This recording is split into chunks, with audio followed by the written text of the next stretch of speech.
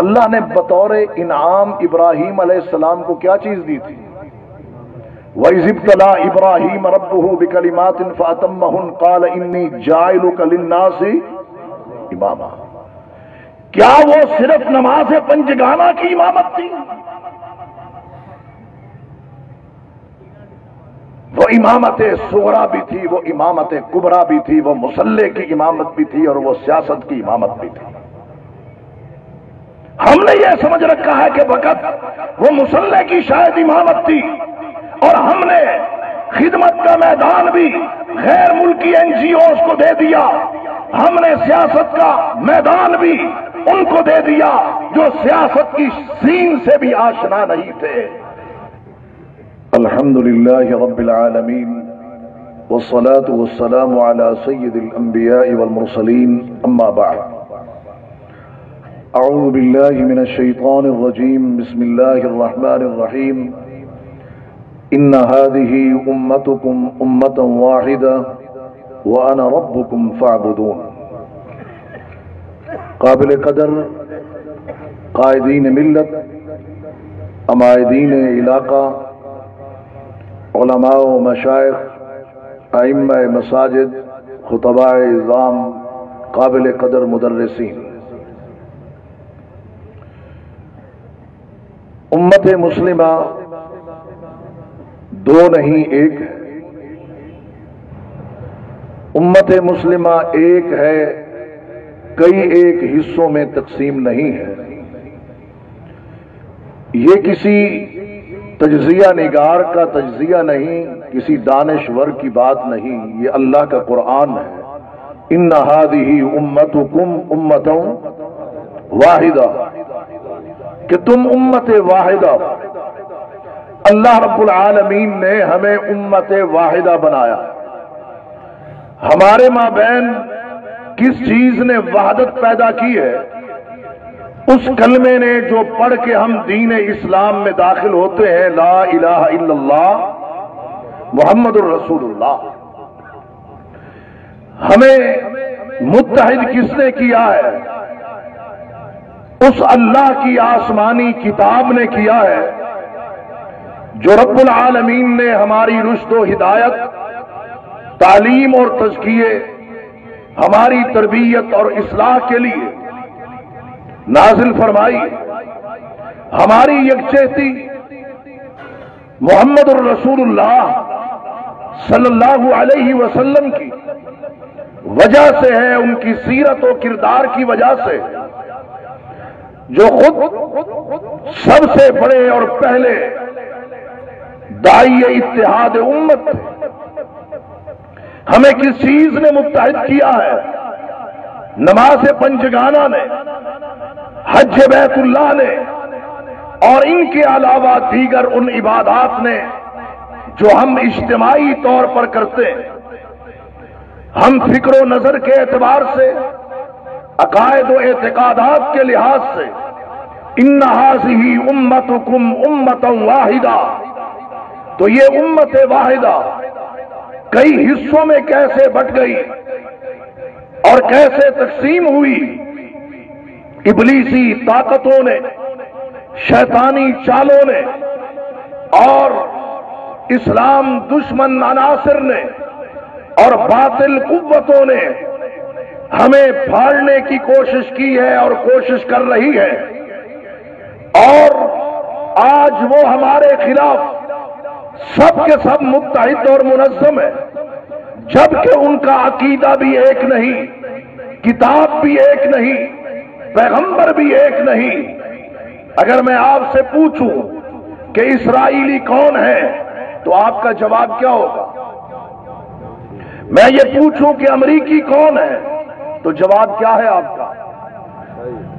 وہ عیسائی ہے، اور ہندو تو لا دین ہے۔ لیکن کیا وجہ ہے کہ آج ہندو، یہودی، عیسائی، آتش پرست، بدھ مت، سارے کے سارے الکفر ملت واحدہ، وہ ایک ملت بنے ہوئے ہیں، اور جو ایک ہے وہ آج تقسیم ہے۔ یہی وجہ ہے کہ آج ہم دور حاضر کے چیلنجز کا مقابلہ نہیں کر پا رہے.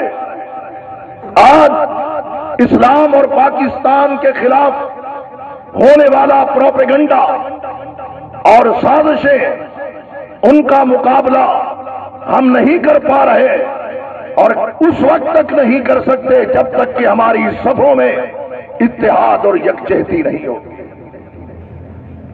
جو ہمارا حقیقی دشمن تھا، جو ہم سے کبھی اور راضی خوش نہیں ہو سکتا، وَلَن تَرْضَىٰ عَنْكَ الْيَهُودُ وَلَا النَّصَارَىٰ حَتَّىٰ تَتَّبِعَ مِلَّتَهُمْ، ہماری تقریریں، ہماری تحریریں آج ان کے خلاف اور ان کی سازشوں کے خلاف آج نہیں ہوتی. ہمارے خطابات، ہماری تقریریں اگر ہوتی ہیں تو ایک دوسرے کے خلاف ہوتی ہے. ہم نے اپنی توپوں کا، اپنی تقریروں کا، اپنی تحریروں کا رخ کیا ہوا ہے تو ایک دوسرے کے خلاف کیا ہوا ہے. اور بڑی معذرت کے ساتھ بد نصیبی کی بات یہ ہے کہ ہم نے اپنی حقانیت کو ثابت کرنے کے لیے کتاب اللہ کو بھی متنازع بنایا ہے، رسول اللہ کی صلی اللہ علیہ وسلم ان کی شخصیت کو بھی متنازع بنایا. یہاں تک کہ ہم نے اللہ کے گھر مساجد جو اتحاد و یکجہتی کے مراکز ہیں، ہم نے انہیں بھی متنازع بنا دیا. جب تک کہ کتاب اللہ کو اتحاد امت کی کتاب سمجھ کر ہم بیان نہیں کریں گے، جب تک کہ رسول اللہ صلی اللہ علیہ وسلم کی سیرت کو ہم داعی اتحاد امت کے طور پر پیش نہیں کریں گے، جب تک کہ ان مساجد کو ان المساجد للہ سے تعبیر نہیں کریں گے، اس امت کے اندر اتحاد پیدا نہیں ہو سکتا. اس کے لیے ضروری ہے کہ ہمارے درمیان احترام باہمی ہو. جہاں علمی اختلاف ہے میں اس کا انکار نہیں کرتا، اصولوں پر کسی کا اختلاف نہیں ہے. اصول سب کے یہی ہے، اور دو ہی اصول ہیں، 3 اور 4 نہیں ہے. اور وہ 2 اصول سادہ سے ہیں مگر ہیں بہت بڑے. اور وہ کون سے ہیں؟ اطیعوا اللہ واطیعوا الرسول. بیان اس کو کرنا ہے، اور اللہ کے نبی صلی اللہ علیہ وسلم پر اترے بھی یہ 2 ہیں. آپ نے بیان بھی یہ 2 کیے ہیں، اور آپ نے ہمارے لیے چھوڑی بھی یہ 2 چیزیں ہیں. ان کو ہم نے مضبوطی سے تھامنا ہے اور انہی کو دنیا میں ہم نے بیان کرنا ہے. لیکن یہ بات ذہن نشین کرنی چاہیے جناب والا کہ اللہ نے جہاں یہ 2 اصول ہمیں دیے، ان 2 اصولوں کے اندر بھی اسلوب بیان کیا گیا. اسلوب بیان کیا گیا ہے کہ اسلوب داعی اللہ کا کیا ہونا چاہیے. مجادلانہ، مناظرانہ یا حکیمانہ. میں قرآن سے ہٹ کے بات نہیں کر رہا. جہاں ہمیں ان 2 اصولوں کو مضبوطی سے تھامنا ہے، ان اصولوں کے اندر ہی علماء موجود ہیں. اسلوب اللہ نے بیان کر دیا. ادعو الی سبیل ربک بالحکمہ والموعظۃ الحسنہ وجادلہم باللتی ہی احسن. یہ انداز اختیار کرنا چاہیے، اور یہ عام مجلس نہیں، علماء کی ہے، خطباء کی ہے، ائمہ کی ہے، مدرسین کی ہے. تو اسلوب بھی پیغمبرانہ ہو اور اسلوب بھی حکیمانہ ہو اور رویہ بھی مؤدبانہ ہو. اگر یہ رویہ نہ ہوتا تو آج دین شاید ہم تک نہ پہنچتا. فبما رحمت من اللہ لنت لهم ولو كنت فظا غلیظ القلب لانفضوا من حولك. تو ضروری ہے کہ ہمارے ہاں احترام باہمی کی فضا ہو. احترام باہمی ہوگا تو اعتماد پیدا ہوگا، اور جب احترام و اعتماد پیدا ہوتا ہے تو اس کے نتیجے میں اللہ اتحاد کی دولت عطا کرتے ہیں. لیکن اگر ہم نے اللہ کو، رسول اللہ صلی اللہ علیہ وسلم کو، کتاب اللہ کو सुन्नत रसूलुल्लाह को और इसके साथ साथ अल्लाह के घरों मसाजिद को ही हमने अगर मुतनाज़े बना दिया तो हमारी सफ़ों में इत्तिहाद और इत्तिफाक कैसे पैदा होगा। इत्तिहाद और इत्तिफाक के लिए बड़े सीने की जरूरत है, तहम्मुल की जरूरत है, बुर्दबारी की जरूरत है, सब्र और ईसार की जरूरत है, जज्बा कुर्बानी की जरूरत है। आप दलील और बुरहान के साथ उलमा आपस में बैठ के जरूर बातचीत किया करें, इसमें कोई शक नहीं है। इससे जो मसाइल हैं वो हल भी होते हैं और एक दूसरे से पहचान भी होती है और इल्म और मार्फत भी इंसान को हासिल होती है। लेकिन ये बात याद रखें, जितने बड़े बड़े चैलेंजेस हैं, अब देखें अमेरिका और उसके इत्तेहादी यहां से निकल के गए। आप क्या समझ रहे हैं कि जो ये इरादा लेके आए थे कि उनका निशाना पाकिस्तान और बहाना अफगानिस्तान था, क्या वो दुनिया के 42 ममालिक को नाटो फोर्सेस यहां से शिकस्त, बल्कि जिल्लत में शिकस्त खाने के बाद क्या वो सुकून से बैठे रहेंगे? नहीं, उनकी कोशिश आपको लड़ाने की है, उनकी कोशिश पाकिस्तान में खून रेजी की है और उनकी चाहत पाकिस्तान में फिरकावारियत की फिजा को फरोग देने की है। और वो ये लोग समझते हैं, वो लोग ये बात समझते हैं कि अगर हम इन सफों में मसालिक की तंजीमों और जमातों में इख्तिलाफात पैदा करने में कामयाब हो गए तो फिर नीचे तक जाने की जरूरत नहीं है, क्योंकि यहां पैदा किया गया इख्तिलाफ वो ग्रास रूट लेवल तक खुद ही पहुंचे। इस हवाले से हमने गहरी नजर रखनी है। उन्होंने अपने बजट इस काम के लिए मुख्तस किए हैं और इससे पहले पाकिस्तान के अंदर जो खून रेजी खाना जंगी हुई है और अब भी ये मामला है कि कई एक उलमा को शहीद किया गया है। और जब शहीद किया जाता है, करने वाली बातिल कुव्वतें और उनके आलाकार होते हैं और इल्जाम एक दूसरे के मसालिक पे लगा दिया जाता है ताकि ये एक दूसरे के खून के प्यासे बन जाएं और एक दूसरे को कत्ल करना शुरू कर दें। ऐ उलमाए उम्मत, अल्लाह ने आपको मिंबर और मेहराब दिया है, ये बड़ा मुकद्दस और मोहतरम मीडिया है मिंबर और मेहराब। आप इसको इस्तेमाल करें, इस उम्मत को जोड़ने के लिए, इस उम्मत की इस्लाह के लिए, फौजो फलाह के लिए, बेराह रवी के खात्मे के लिए, बेपर्दगी और बेहिजाब और बेनकाब औरतों की तरबियत के लिए। और जो मर्द बेराह रवी का शिकार है, आज मामला सूद का आम है, बेपर्दगी का आम है, बेहयाई का आम है, बदएतिकादियों का आम है, कई एक मौज़ूआत हमारे पास है बयान करने को। आप एक दूसरे के करीब हो जाइए, आपका करीब होना दुश्मन के लिए इंशाअल्लाहुल अज़ीज ये तीर साबित होगा। बल्कि मैं तो मोहतरम मियां सुहेल साहब जो डिवीजनल जिम्मेदार है और मौलाना अब्दुल रहमान सियाब साहब, मैं तो आपको ये तजवीज दूंगा कि मैं ये नहीं कहता कि आप इस किस्म का कन्वेंशन हर महीने करें, लेकिन जो कायदीन यहां पर जमा है, कम अज कम आप महीने के अंदर एक नशिस्त जरूर रखा करें, कभी अपने पास और कभी दीगर इदारों और जमातों में। आप उलमाए कराम और कायदीन का मिल बैठना इंशाअल्लाहुल अज़ीज लोधना की डिस्ट्रिक्ट की सतह पर भी और इंशाअल्लाह पाकिस्तान की सतह पर भी मुफीद साबित हो। एक तो ये गुजारिश थी। दूसरी गुजारिश ये करना थी कि अल्लाह तबारक व तआला ने हमें कौन सा मनसब अता किया। अल्लाह के हबीब सल्लल्लाहु अलैहि वसल्लम के फरमान के मुताबिक अल उलमा वरसतुल अंबिया, आप अंबिया के वारिस, जिन्होंने दिरहम और दीनार नहीं, अल्लाह के हबीब सल्लल्लाहु अलैहि वसल्लम ने हमारे लिए दिरहम और दीनार नहीं, किताबुल्लाह सुन्नत रसूलुल्लाह छोड़ी है और आपका उसवा हसना इन दो चीजों पर मुश्तमिल है। अल्लाह के नबी सल्लल्लाहु अलैहि वसल्लम ने एक काम किया है जो इस वक्त उलमाए उम्मत के करने वाला है और आपकी क़ियादत में वो काम होने वाला है। और वो काम कौन सा है? वो खिदमत खल्क का काम है। जहां तक बात है कि मिंबर पर खड़े होकर या स्टेज पर खड़े होकर अफ्सुस्सलाम वतइमुत ताआम, ये हदीस बयान करना कि सलाम को आम करो और खाना खिलाओ, ये बात तो हो रही है।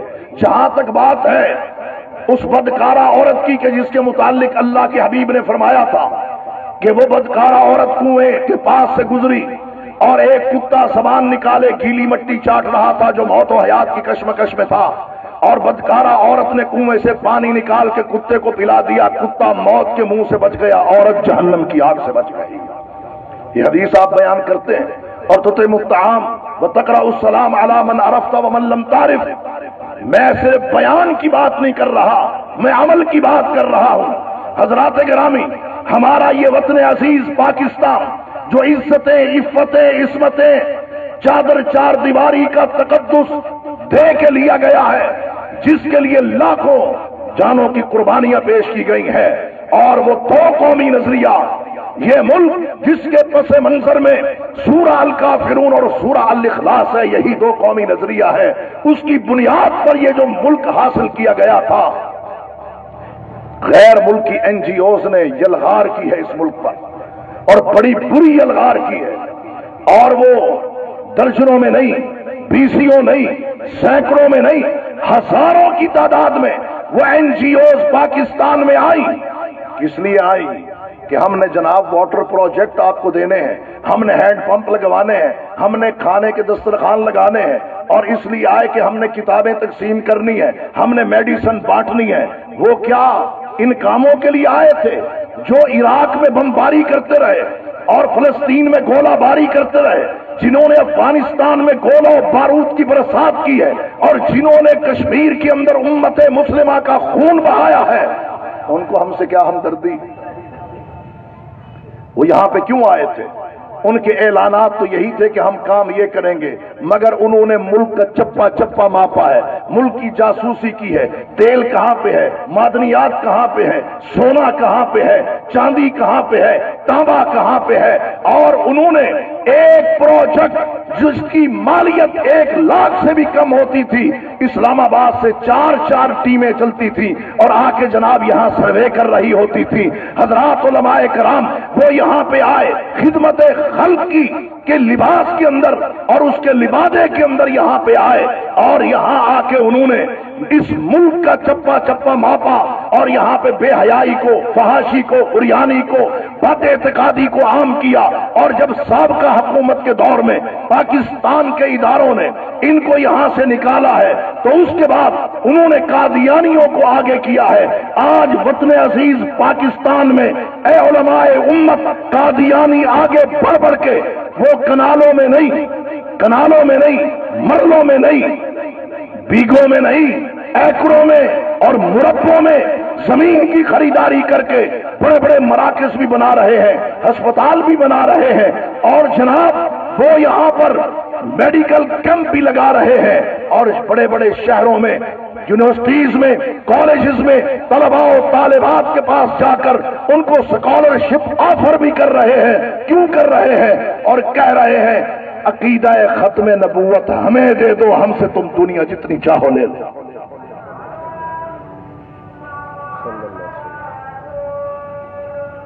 اللہ اکبر، اللہ اکبر، اشہد ان لا الہ الا اللہ، اشہد ان لا الہ، اشہد ان محمد رسول اللہ۔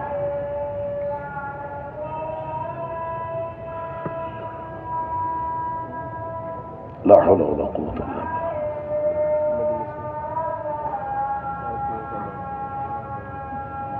لا حول ولا قوة الا باللہ۔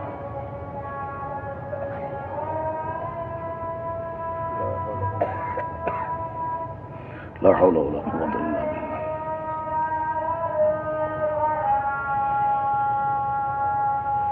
لا حول ولا قوة الا باللہ۔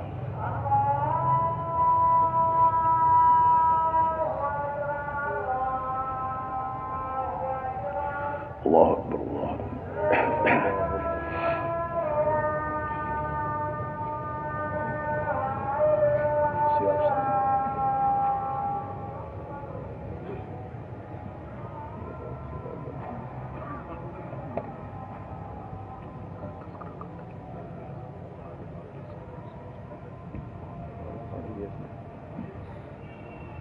اللهم بارك على اللهم رب هذه الدعوة التامة رضيت بالله ربا وبالإسلام دينا۔ حضرات گرامی، علماء کرام وہ اس وقت کریا کریا، بستی بستی، شہر شہر، تعلیمی ادارے اور وہ ٹارگٹ بنا رہے ہیں کن علاقوں کو؟ جو پسماندہ علاقے، بلوچستان ہے، گلگت ہے، بلتستان ہے، اندرون سندھ ہے، جنوبی پنجاب ہے، وہاں پر لوگ لقمہ حیات سے تنگ ہیں۔ اور آپ کو پتہ ہے جب انسان پریشان حال ہوتا ہے تو کاد الفقر ان یکون کفرا، بسا اوقات فقیری اس کو درجہ کفر تک پہنچا دیتی، تو ان کی غربت سے فائدہ اٹھا رہے ہیں۔ کل قیامت کا دن ہوگا، حوض کوثر پہ محمد عربی ہوں گے۔ اگر آج ہمارا خدمت خلق کا کام نہ کرنے کی وجہ سے کوئی لوگ دائرہ اسلام سے نکل گئے تو علماء امت اللہ کے حبیب کو کیا منہ دکھاؤ گے؟ لمحہ فکریہ جماعت نے اللہ کے فضل و کرم سے 3 عشرے بیت گئے، 30 سال ہو گئے خدمت خلق کا کام کر رہے ہیں، اور نعرہ بھی یہی دیا ہے، ماٹو بھی یہی دیا ہے کہ ہماری سیاست خدمت انسانیت، وہ شہر ہوں یا دیہات ہوں، وہ سیلاب کا موقع ہو یا زلزلہ آئے، الحمدللہ نوجوان اس کا فائدہ کیا ہوگا جب آپ خود خدمت خلق کا کام کریں گے؟ اپنی مسجد میں دسترخوان آپ کیوں نہیں لگاتے؟ کیا آپ کے محلے میں غریب نہیں؟ مسجد سے باہر دسترخوان آپ کیوں نہیں لگاتے؟ سیاب صاحب کتنے دسترخوان لگ رہے ہیں آپ کے یہاں؟ 3 دسترخوان لودھرا میں لگ رہے ہیں سٹی میں۔ جس شہر میں جاتا ہوں ہسپتالوں میں جو لوگ تیمارداری کے لیے غریب آئے ہوتے ہیں، وہ رسا کے ساتھ، مریضوں کے ساتھ ہسپتالوں میں ان کے لیے دسترخوان، لاری اڈوں میں جو مسافر بیچارے بعض اوقات دیہاتوں سے شہر میں آتے ہیں، پیشی ہوتی ہے، واپسی کا کرایہ اگر وہ دیں تو کھانے کے لیے روٹی نہیں، روٹی کھائیں تو جانے کا کرایہ، ان کو وہاں پہ روٹی فری ملتی۔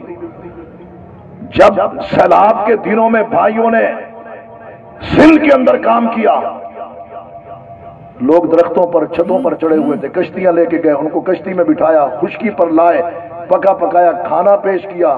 وہ پوچھنے لگے آپ نے یہ کیوں کیا؟ کہا ہمارے پیغمبر محمد صلی اللہ علیہ وسلم کی یہ تعلیمات اور ہمارے امیر کا آرڈر۔ انہوں نے کہا پھر کھانا بعد میں کھائیں گے، ہم مسلمان نہیں ہندو ہیں، کھانا بعد میں کھائیں گے، اس محمد کا کلمہ پڑھا دو جس کی اتنی پیاری تعلیمات ہے۔ ہماری نظر اور نگاہ صرف اپنے پیٹ پر نہیں، لوگوں کے مرجھائے ہوئے چہروں کی طرف بھی اٹھنی چاہیے۔ اور ائمہ کرام آپ کو پتا ہوتا ہے آپ کے محلے میں غریب کون ہے، پسماندہ کون ہے، کس کے گھر کا چولہا ٹھنڈا ہے، آپ کو جماعت دعوت فکر دے رہی ہے کہ اٹھو اللہ کے لیے، یہ کام بھی آپ کے کرنے والا ہے، اس کو بھی کرو۔ اور آخری گزارش جو کرنا چاہتا ہوں وہ کیا، آپ سب کس چیز کے امام ہیں؟ مصلی کے۔ کس چیز کے امام ہیں جی؟ یہ کوئی شک ہے؟ آپ سمجھ رہے ہیں کہ شاید میں کوئی آپ کو اور بات کہنے لگا۔ آپ امام ہیں نماز جی؟ میرے خیال جتنے بھی یہاں بیٹھے ہیں کسی کے یہاں 4 یا 6 تو نہیں ہے، فرض کتنی ہے؟ مجھے بھی یہی سمجھ آ رہی ہے کہ ہم یہ سمجھتے ہیں کہ ہم 5 نمازوں کے امام ہیں، جمعے کے امام ہیں، عیدین کے امام ہیں، جنازہ آ جائے تو اس کے 4 تکبیرات کے امام ہیں۔ اللہ رب العالمین نے ابراہیم علیہ السلام پر جو آزمائشیں ڈالی،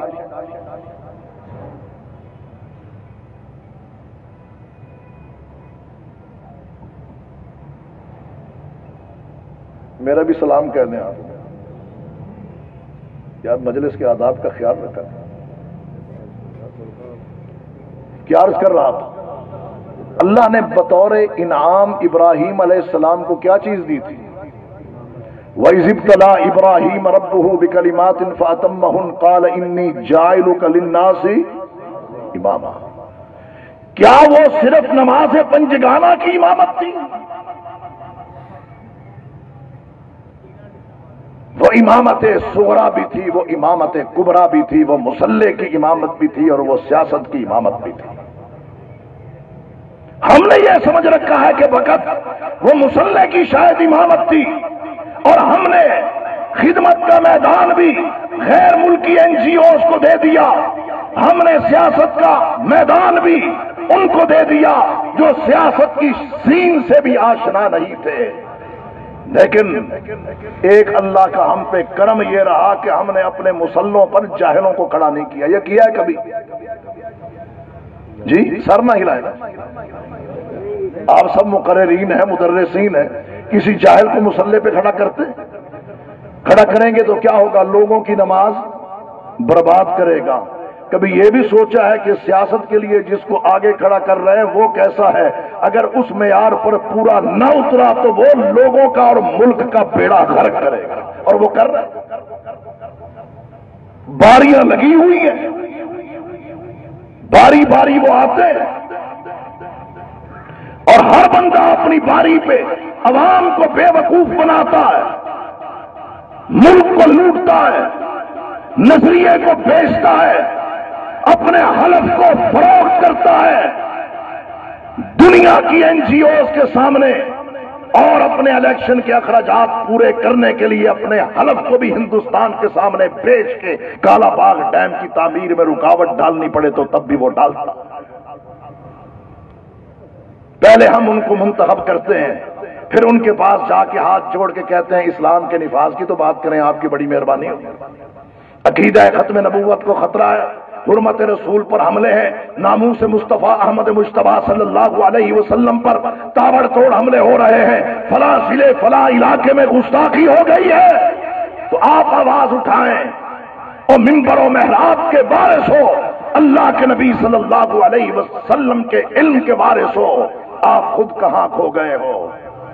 کیا آپ کے منہ میں زبان نہیں؟ آپ کے بازوؤں میں قوت نہیں؟ آپ کے دماغ بیدار نہیں؟ آپ کے اندر ولولہ و جذبہ نہیں؟ کیا آپ کے اندر اسلام کی غیرت نہیں؟ جتنی غیرت آپ کے اندر ہے، جس کو آگے لا رہے ہو اس کے اندر وہ نہیں. کہتے ہیں سیاست تو شریفوں کا کام نہیں ہے، سیاست کام ہی شریفوں کا ہے. کانت بنو اسرائیل، اللہ کے نبی صلی اللہ علیہ وسلم کا فرمان ہے، کانت بنو اسرائیل تسوسهم الانبیاء.